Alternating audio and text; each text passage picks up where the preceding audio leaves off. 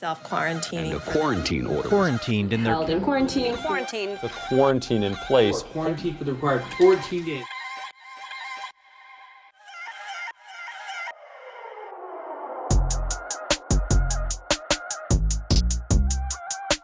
Hey, what's up, people? This is Quarantine Talks, and I am your friendly neighborhood Negro, JC.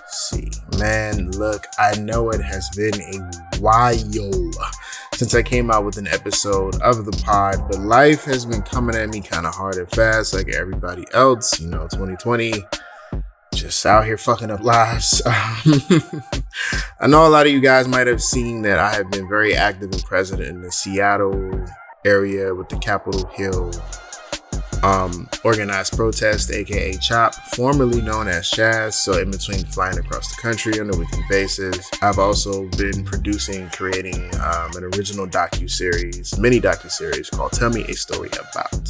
And I've just been very active in the movement in general. So needless to say, I've had my hands full. But with that being said, this is the 20th episode of the Quarantine Talks podcast, and I had promised that it would be a special guest. And that special guest is none other than your friendly neighborhood Negro himself, Carrington, aka JC. All right, so my boy Carl Binion was kind enough to take time out of his busy schedule of work and new fatherhood, shout out to him and Taylor, to be my Mr. Gail King and hit me with some fire ass questions. So we're going to talk a little bit about my origin story, how the Overthought or OVT network was created, and of course get into the discussion surrounding protests, riots, police murder, and the disease America just can't seem to shake. No, it's not COVID. It's racism. It's racism. Also, shout out to the very first Black owned and operated coffee brand in America, Black and Bold. They are not paying me. This is not a sponsorship. I just root for everybody Black, and they got damn good coffee. So check them out, Black and Bold. But with that being said, there is actually one ad coming up, and then we're going to jump straight into the show. Let's get it. You just let me know when you're ready, young whippersnapper. Hold on. I think you should just start recording, and then we just talk, and then... I already have.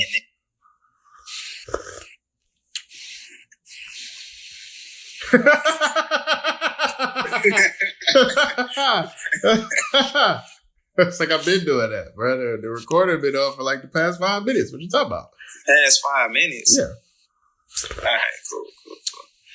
Sometimes you catch some real good shit in the beginning, you know what I'm saying? You're able to use it at the end. You know what I'm saying? So, before we get started, how deep are you trying to go into current events? What you mean? It can get real deep. You know what I mean? Like like you said, it's a heavy subject with the George Floyd.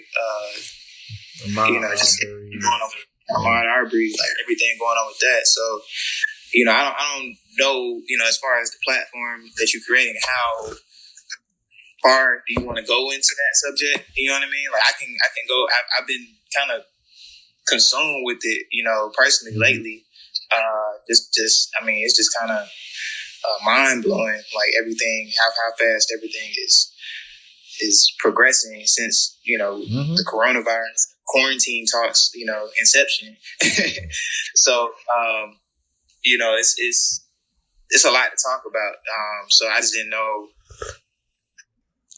I know this is supposed to be more geared towards, just introducing the OVT network, introducing you, and introducing just getting your audience a clear understanding of what to expect from the network, OVT network. So, well, I don't overshadow that with because you know what I mean. It's not for me myself. The network, it's not either or. It's both. Because the network is both. Like, you understand what I'm saying? Like, as we speak, when we hang up, I may take another call, and then I'm going back to another project that will be presented to probably the mayor, a few different musical artists, a few different people of note on this topic.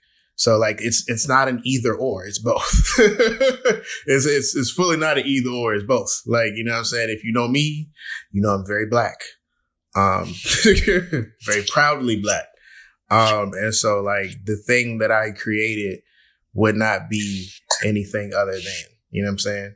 It's all about issues and things that revolve around or affect myself and my community. So it's like, nah, it's, you know what I'm saying?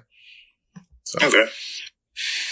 And so, with that, I'm going to bring us in now, officially. If you guys wondering who I've been talking to, it's my boy KB, Carl Binion, brand new baby father. He has a child. Oh, yeah. He has a child. Yeah. He just turned a month old. A month? On June 1st. A month, man. Wow. Dude, It's flying. time is flying, bro. Damn, I swear Taylor just had that baby yesterday. Oh, what the hell? It feels like it. It still feels like it. It feels like it to me too. Crap. Wow. Wow. Okay. Yeah, ladies and gentlemen, welcome to another episode of Quarantine Talks. I am me, JC, your friendly neighborhood Negro. And today we're going to switch up the format. Normally, I'm the one asking the questions and doing all the, speculating and intrusion and all that good shit. But today I'm flipping the script. It's very special for the 20th episode of the pod. I promise you guys something special and a special interview. And it's the interview with me, J. Carrington. So, my brother Carl is on the line with me. He's going to be my Gayle King today. I will not be screaming and hollering on like R. Kelly did. It's just, he gonna be hitting me with the fire, with them hot dial fire questions. So go ahead, KB, introduce yourself, man.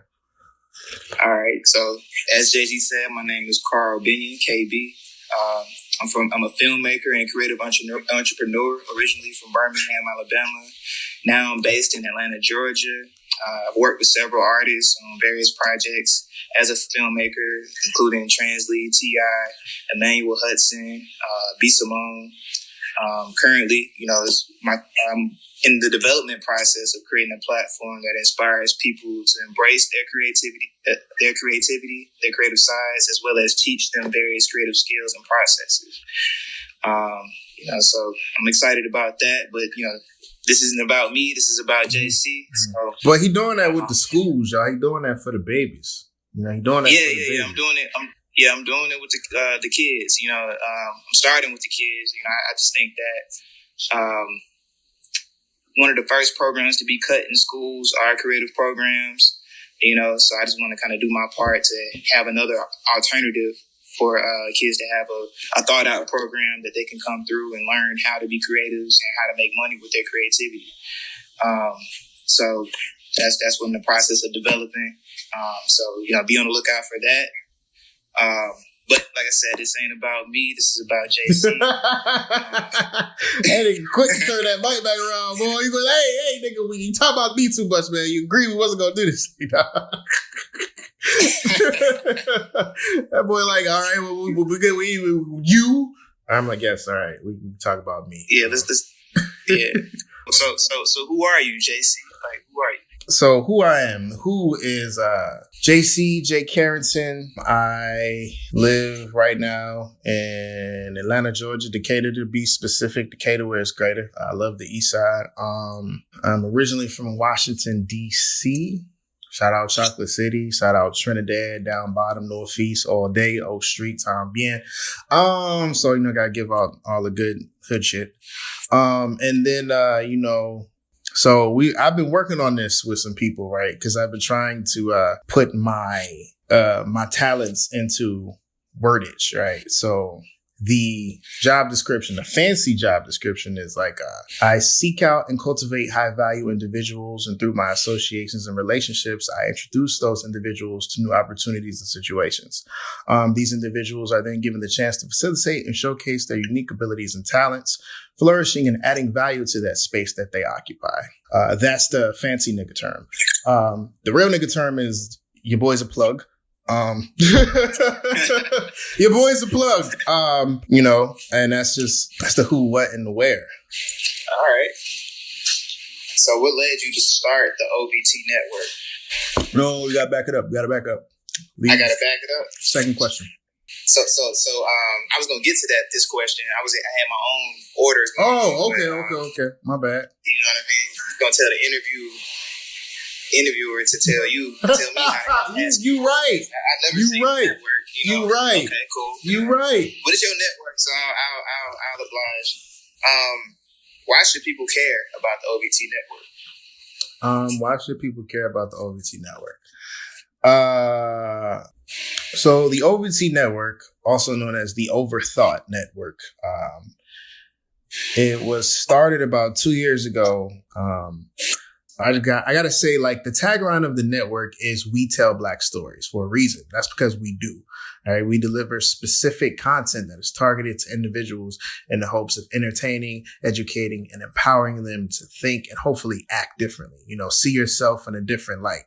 You might be able to watch an interview with a Black pilot and be like, "Yo, I can fly planes. Black people do that." Or you might be able to watch an interview with a Black PR specialist or something and be like, "Oh, damn." Or we'll listen to an interview, with a Black PR specialist and be like, "Yo, damn. Like, I didn't even know, Black people could do that. I didn't even know that was a thing." Or you might watch, you might be interested in art and find out that, like, henna is a way of life, that you can actually make a living off of that. So that's one reason. And the second reason is, like, you're not gonna have no whack ass content. Like, we just not doing that over here. We just not doing it over here, baby. We just not. The content is going to be engaging and informative. You can bet that. And then the last thing is, of course, you supporting Black business, nigga. Like, bing. That's the smile right there. You supporting Black business. You support Black business, baby. Like, we own that. We own that. So yeah, that's why, if you asking why you want to spend time with myself, or why you want to spend time with the OVT network or the Overthought network, I mean, like, that's the reason right there. I just want to, educate, entertain, and empower the diaspora. So it's about Black people being able to completely and wholly control the narrative of us and the story of us and the things that we care about. It's about having investment into an idea, situation, corporation that has investment in you. So if you want to know why you should care about the OVT network, that's why you should care. If you want to take that question a little bit further and ask, like, why should you care about me? Well, number one, I'm the nigga that's bringing it to you. So there you go. But number two, I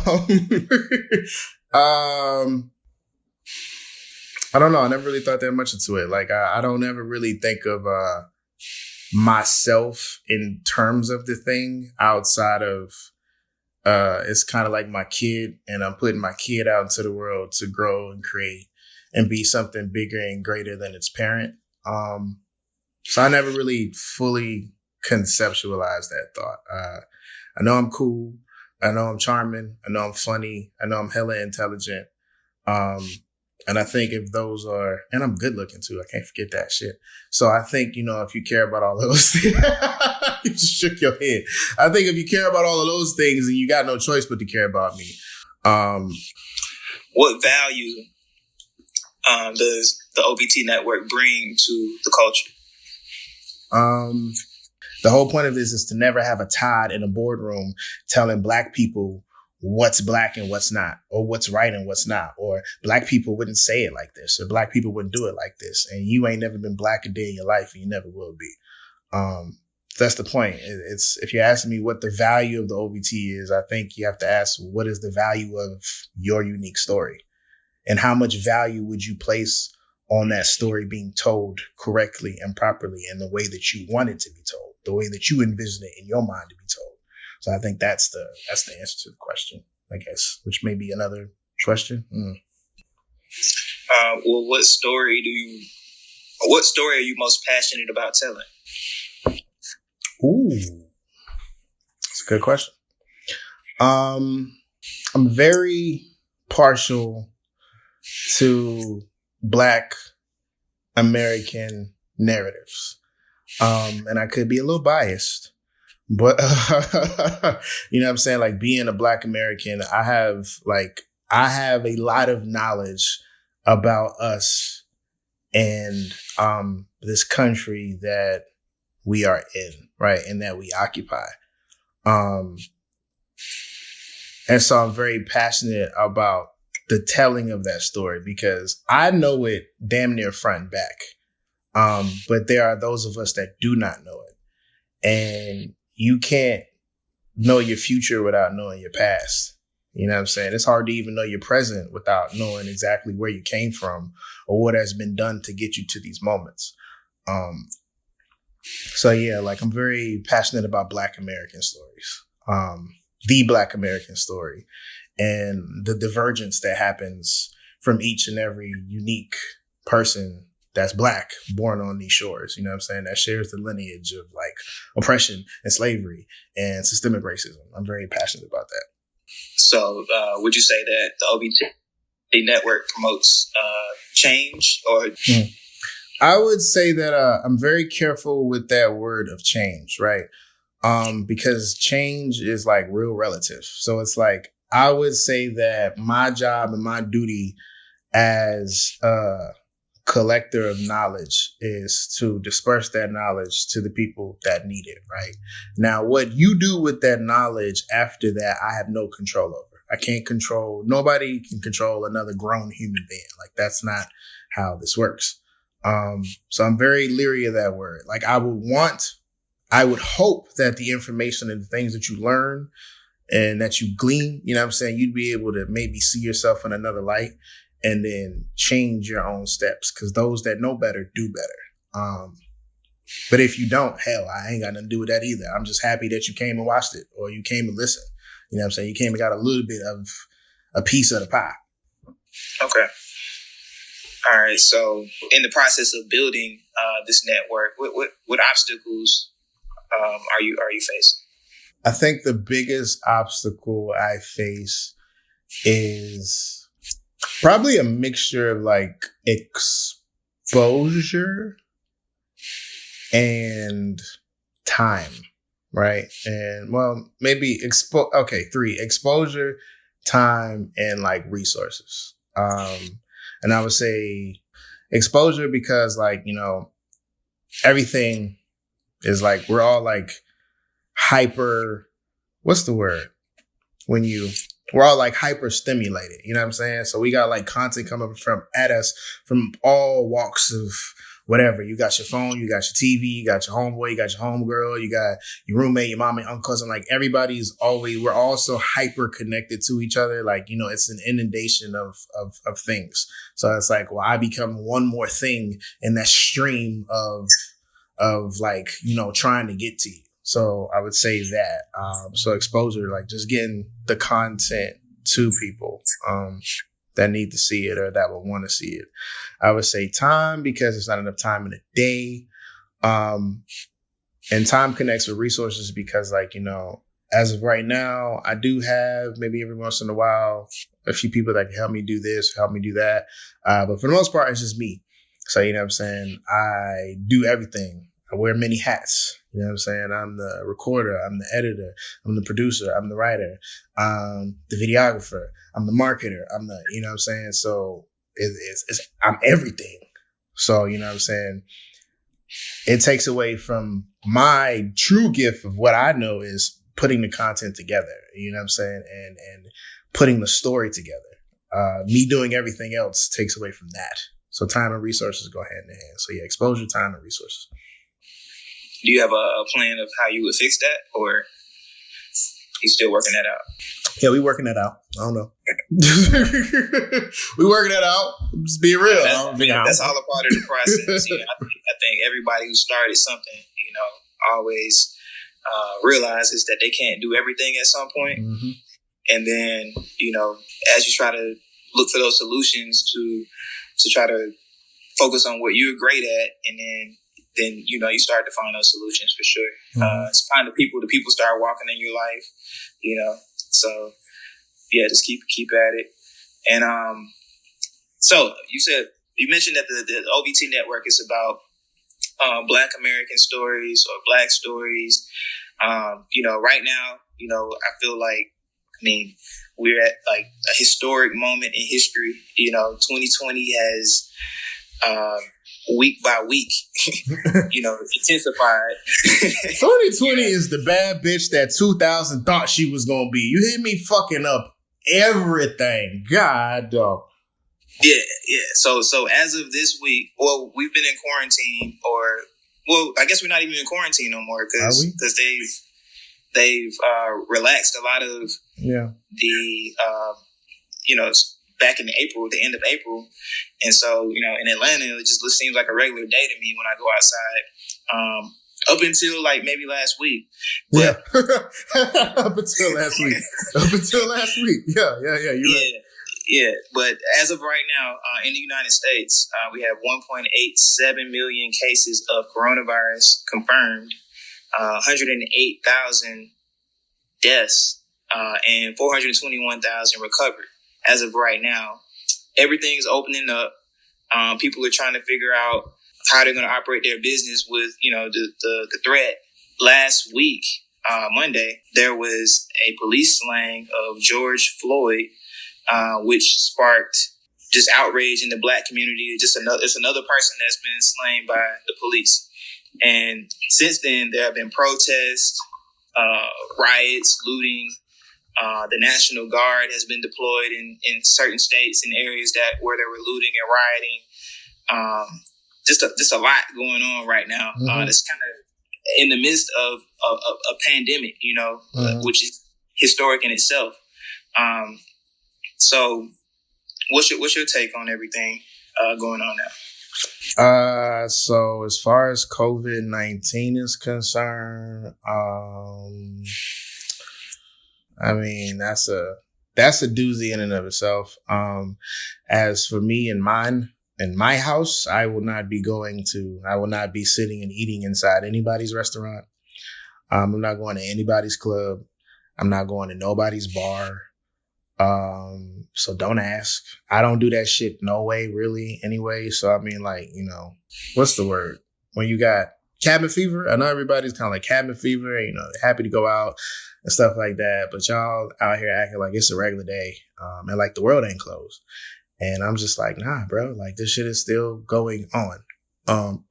So that's the first thing. Second thing is in regards to George Floyd and Breonna Taylor and Ahmaud Arbery and Trayvon Martin, and I could go on for at least 20 minutes because it's a shit ton of names. And it's sad that, I forget some. Like, that's bad. Like, that's how many, like, you know what I'm saying? Like, and I feel bad sometimes, but it's like, it's just been so goddamn many that it's just like, protests.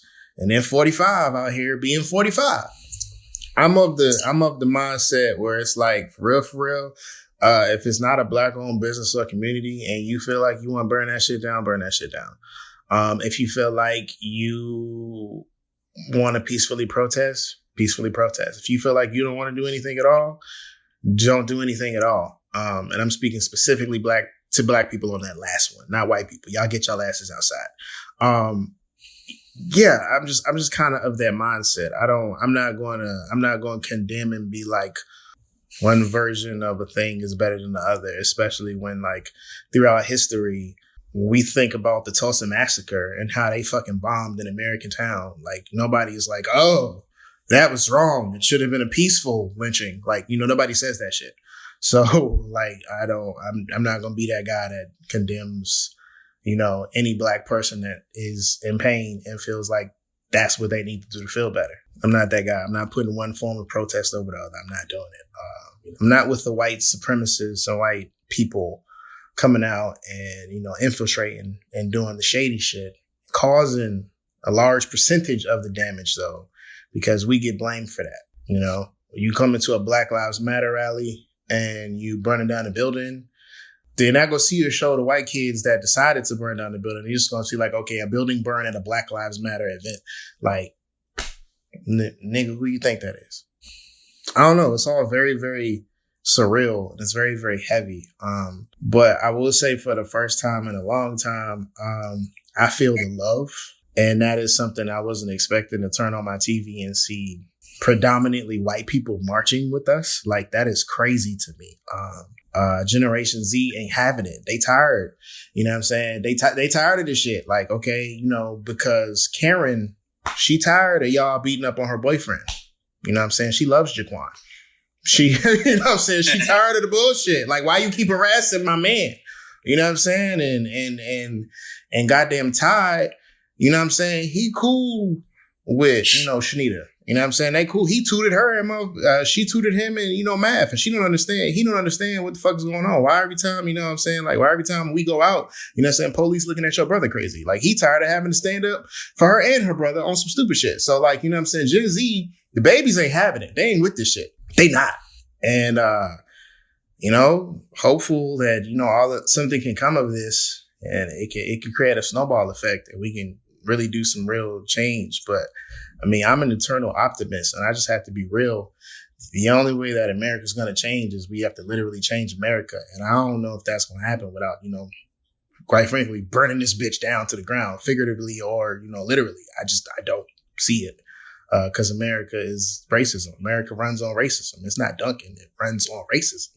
It always has run on racism. It was a country that literally was built on racism. Like, that's the foundation of our nation. So it's like, how do you fix that without actually just tearing the whole house down and starting over again? You know? That's true. That's true. I don't know if I'm supposed to share my take on it. What? I mean, yeah, racism was, America was founded on racism, but I think it's more capitalism, which racism was used as a tool to kickstart capitalism. Mm-hmm. Not kickstart, create. Well, I mean, I kind of think that's the same thing, but yeah, you're right. Yeah. Create it. That's another word for it. But I don't know what the solution is. I just see that in the midst of all of this going on with the protests and the riots and looting, you know what I mean? I think 45 is just not making it any better. Like, just his tone. I very rarely wish people dead and mean it. I mean it when I say it about him. Like, I don't wish that on many people except Donald Trump. Continue. I'm just being real. well, me personally, I can't wish anybody dead. You know what I mean? But you know, I see how you can say that. Yeah, like he's not making it better.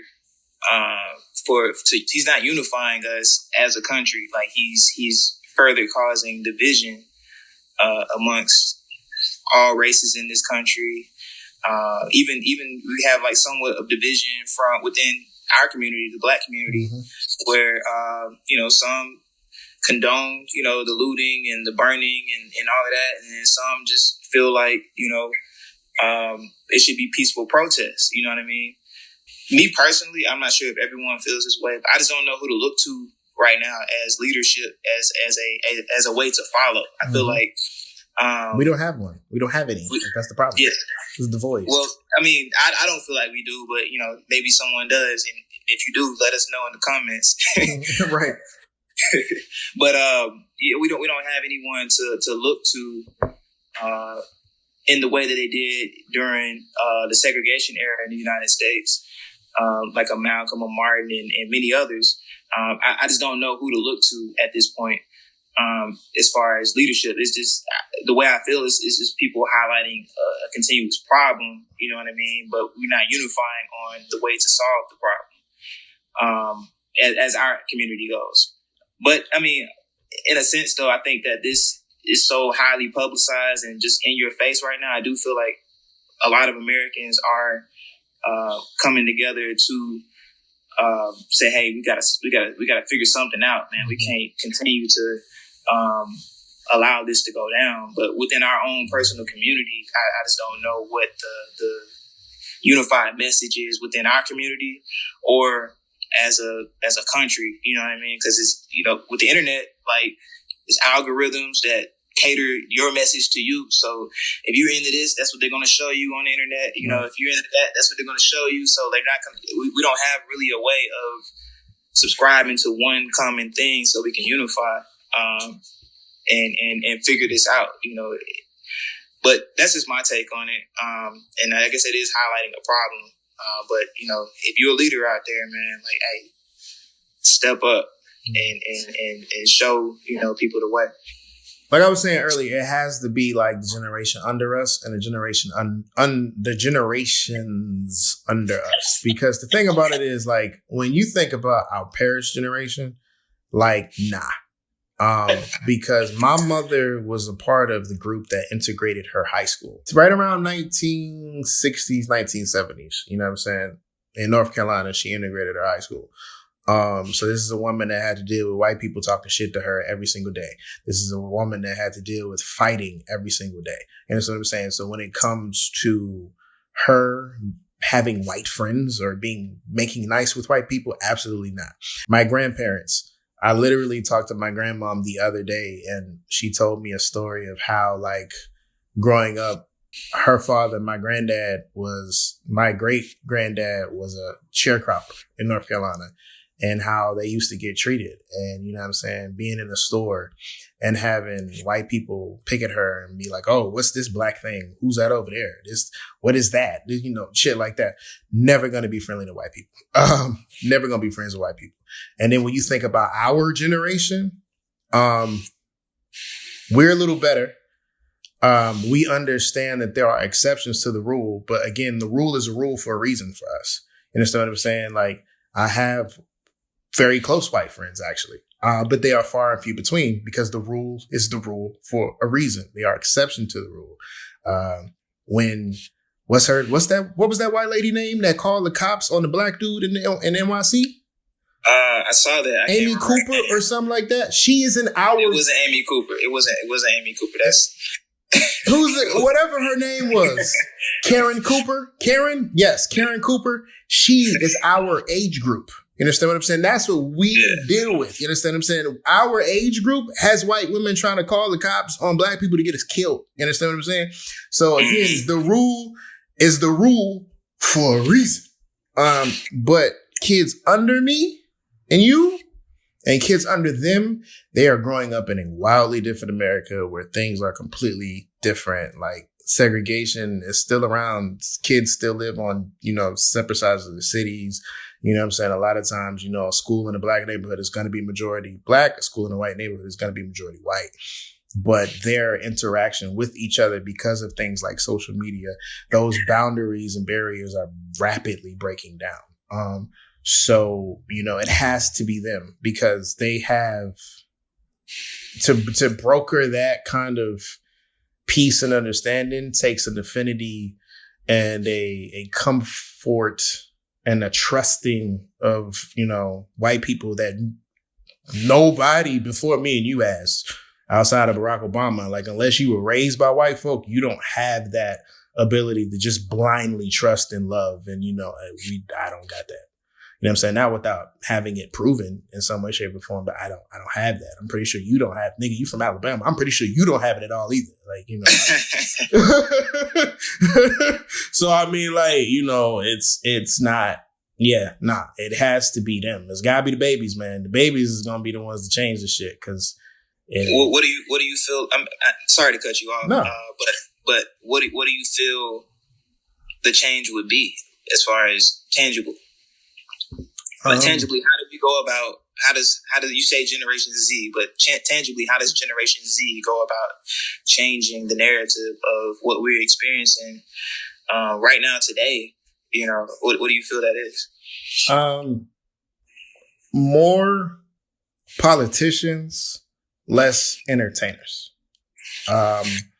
More mayors, less rappers. more Black computer analysts, coders, and IT professionals, less TikTok dance stars. You know what I'm saying? Like, that is how it happens. Because if we're not gonna burn the house down and we're just gonna remodel it, then you need Black people on the remodeling team. You know what I'm saying? You need to be able to be like, okay, well, this wall doesn't belong here. We're gonna open it out and put an island. And I watch a lot of HDTV, so you might get that, you might not.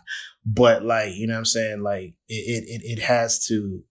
Yeah, but more Black people, if we're not going to tear the house down completely and we're going to rehab the house and remodel the house, then there's got to be Black people on the squad that care about the things that we care about and that will enact specific policy to see that Black people do better. Because of all ethnic groups that aren't white in America, Black people are doing the worst. We have the least amount of money. We own the least businesses. You know what I'm saying? There's something that said by the year 2050 or something like that. In about 30 years, the net wealth of Black people will be right around zero. And this is in the country. You understand what I'm saying? So, you know what I'm saying? It has to be just like there was specific rules and legislation that made us less than, like 3/5 of a human less than, and property less than. It has to be specific legislation that enables us to recover and bounce back from that. So yeah, that's how you would do it. Well, what controls the net worth of Black people? Well, the net worth of Americans as a whole is land and real estate, property. Having land and having real estate allows you to have upward mobility because you can borrow, lend, gain capital from the land and property that you have. You understand what I'm saying? So, you know, if we just quick history lesson, redlining was the process of locking Black people out of home ownership. And once again, like I said, if you know American history, you know that America became the thing that it is now, one, based off of slavery and the cotton gin and its ability to produce cotton for 75% of the world, one. And then two, you know that it was through America's conquest and utilization of the land, the ability to build and grow. So considering the fact that Black people don't have that, we never got 40 acres and a mule after Reconstruction, like they said. You know what I'm saying? Considering the fact that Black people don't have that, we don't have much.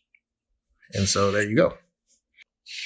I mean, yeah, I feel that way. I guess a little bit of my take on it is the economics behind it, which I think is what you were kind of talking about, was land and resources of that. But we need to, if we put the same energy that we put towards cancel culture and canceling someone when they say the wrong thing, you know, we put that energy towards canceling these corporations that take advantage of us and stop spending our money with them. You know, I think that's the leverage that we have right now that we could actually move forward with immediately, as long as we could get on one accord. But the problem is, you know, everybody has different approaches. You know what I mean? If we put the same energy into burning down, you know, buildings, which, I mean, like I said, I get that you're angry and mad, but if we took that energy and burning down the building, which in turn is just an insurance claim for that person that is, whose business it is, they're still going to get money from it, you know? If we took that same energy and just stopped spending money with them, and we spent money with ourselves and people who look like us, that's how that's an immediate way that we could build net worth within our community to turn the tide from having zero net worth by whatever year, I forget what year it was, but sometime within, I guess, about 20, 25 years. Yeah.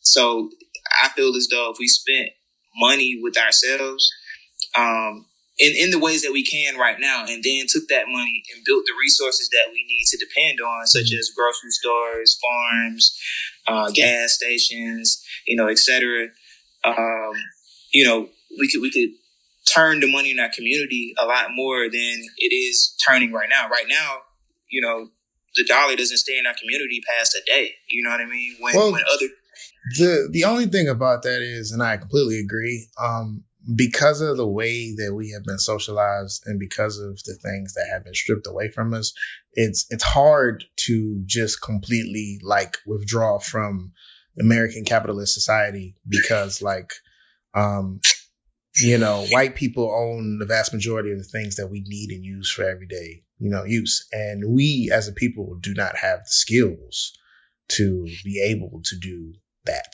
Like, you know what I'm saying? Like if we say, okay, we gonna boycott all the grocery stores in America. Cool. Who know how to grow food? Like, yeah, it's easier said than done to withdraw completely. It's probably better to withhold, you know what I'm saying? If Papa John's is like out here in these streets, if Papa John Schneider is out here saying, you know, fuck these niggas. Okay, well, fuck you, Papa John's. Domino's is over there.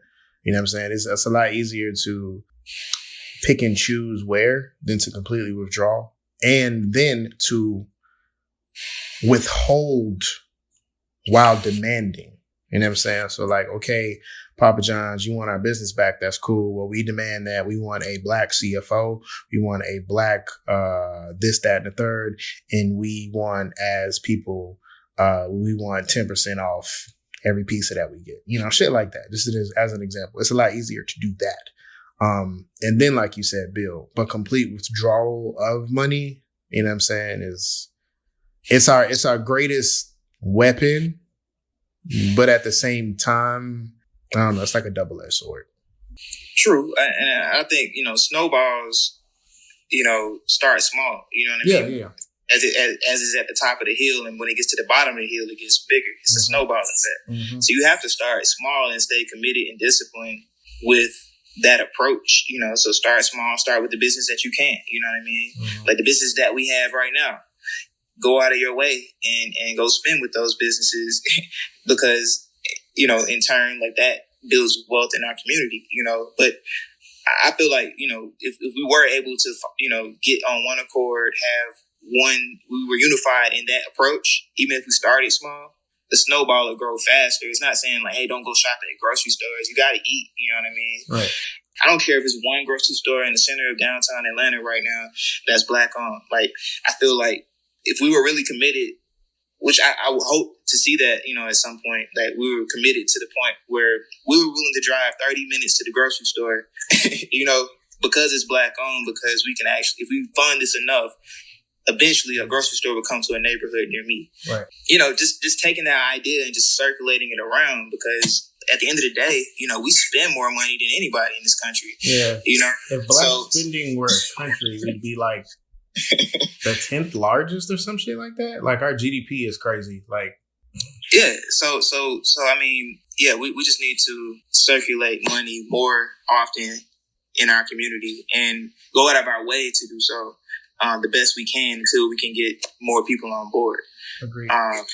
But you know, it's just finding that leader that people listen to and get people to subscribe to that movement. It's not going to be an easy thing. Like nothing overcome has ever been easy. You know what I mean? Building the OVT network, as you mentioned, is not easy. You know what I mean? You start where you can start and then until you can do better. Like it's the same process with everything. And it's not, it can't be leader. It has to be leaders. It has to be multiple people, because that's been the crux of like a lot of the things inside of, the black movements, is that everything was centralized in a few people. So when you chop the head off a snake, if it ain't Medusa and it ain't growing back, like, you know, the body was dead. You know what I'm saying? Like, so there's been like a lot of the crux. Like, you know, you take Malcolm, you take Martin, you take you take Stokely, you take all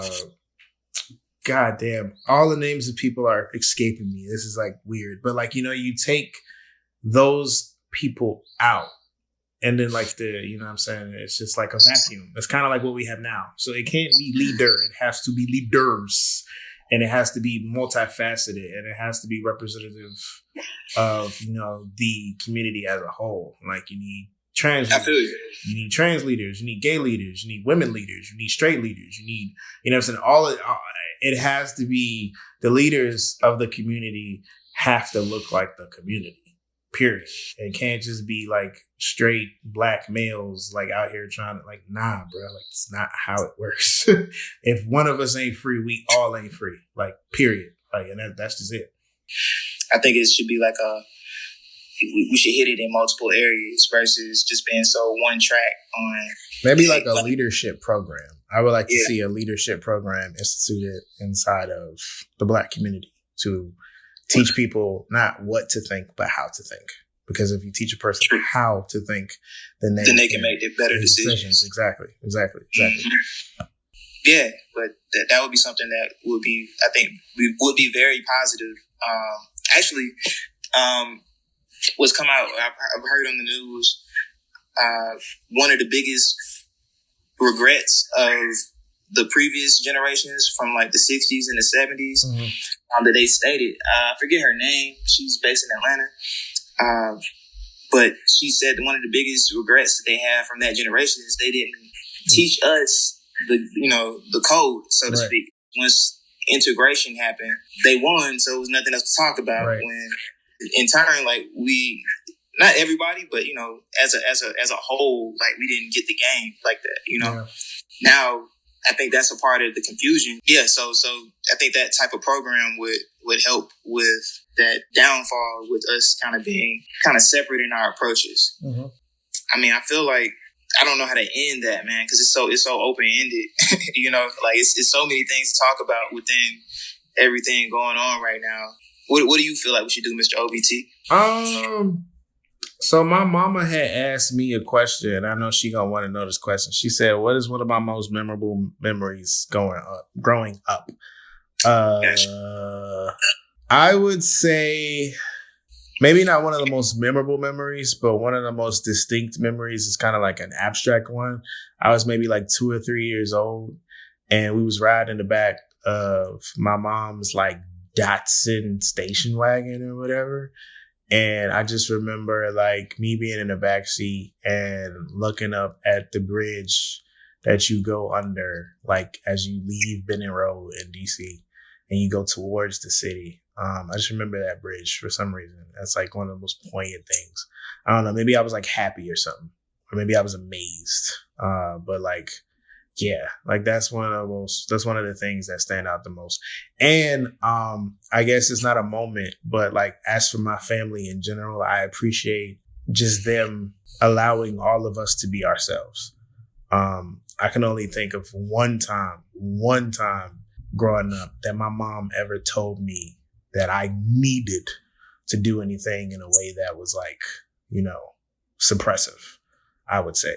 But other than that, like they let us be ourselves, like, and that's everybody. And that's my mom, my grandma, my aunties, my uncles. They let us be ourselves and become our own people.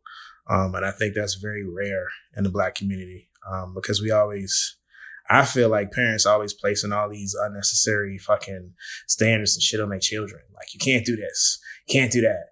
Oh no, you can't play with that Barbie doll. You got to play with this G.I. Joe, son. And I'm like, yo, a fucking doll is a doll. What the fuck do it matter? Like, you know what I'm saying? Why does it matter if your kid wears pink? Who cares? Todd wears pink. That don't make Todd gay. It don't make Todd less of a white man. Like, what is that? All of these stupid things that we have, and that we hold on to. I was just always, thankful of that. So I think that's pretty cool. That's wonderful, man. Sounds like you had a great childhood. I did. It was cool. And then I'm going to tell you that the last question, I'm going to edit this part out because you just asked me. I always ask people if they got a Corona boo or a quarantine bay. So go. Oh, me? Yeah, nigga.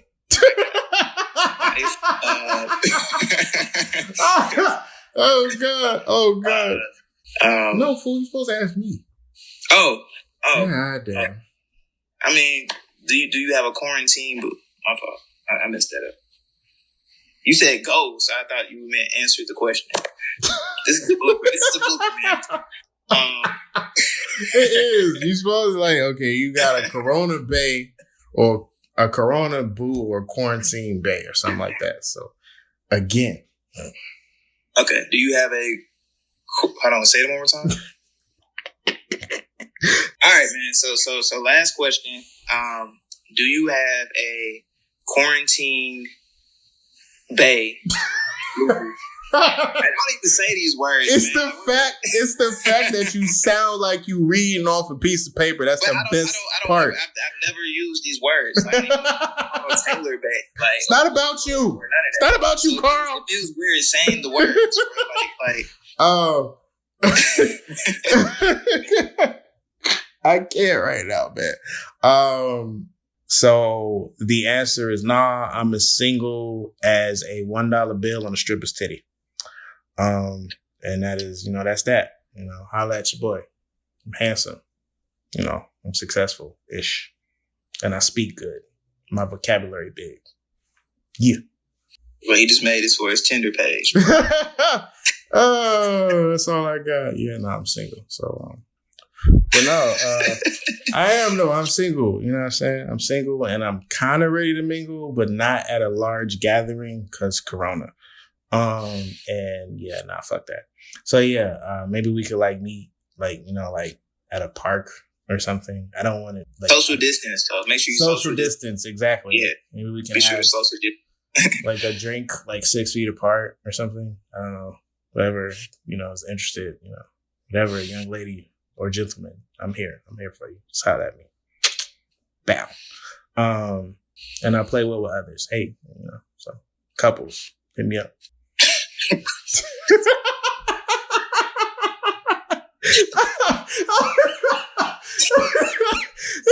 The best part about this is the inside part. It's the inside joke between me and Carl. It's a whole thing, but it was so good. I knew you would find humor in that. That's why I said it. So that was the best part. That brought me joy. That Marie Kondo'd this interview. Thank you, Carl. Yeah, excited to see how this comes out. Yeah, man. Thank you for being my interviewer, Carl. Thanks for being, Mr. Gail King today. I appreciate you, bro. And we are leaving now. Bye-bye. I don't know where the fuck that came from, man. Bye. Shit, I'm trying to figure that shit out. I have no idea. And ladies and gents, that's it. Thanks so much for tuning in. Hope you guys enjoyed the convo.